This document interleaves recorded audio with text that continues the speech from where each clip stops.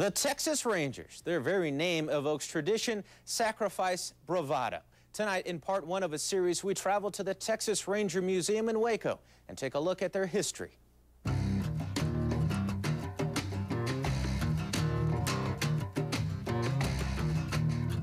The Texas Rangers. They are the oldest statewide law enforcement agency in the country, blending the flavor and mystique of the Old West with the very latest in modern technology. Laptop computers, standard issue. Cowboy hat and boots, part of the uniform.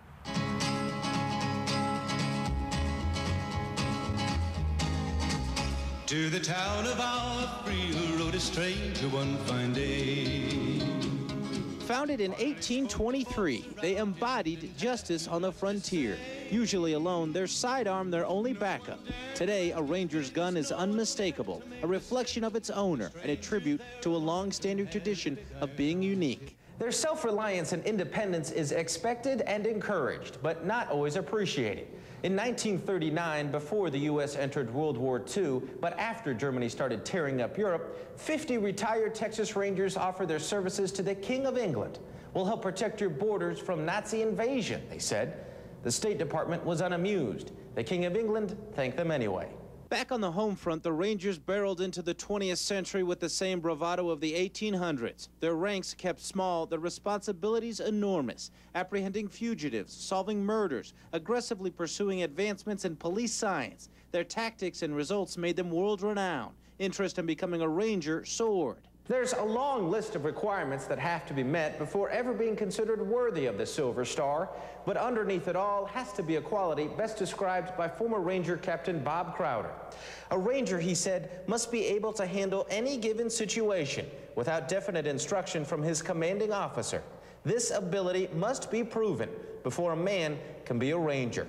One of those men was Frank Hamer, a Ranger so esteemed he was pulled out of retirement to hunt down Bonnie and Clyde. He tracked them for 102 days before catching them at a roadblock. Stick 'em up, he said.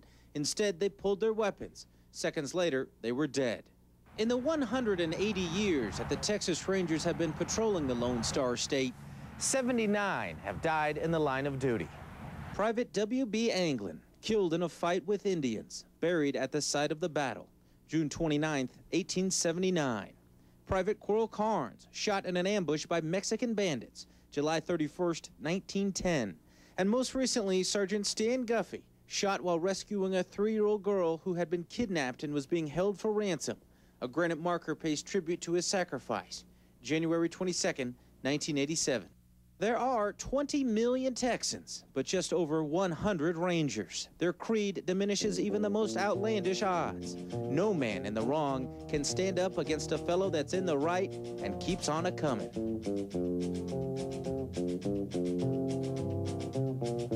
Next week, we'll meet the men of Company C, the Texas Rangers of Lubbock County.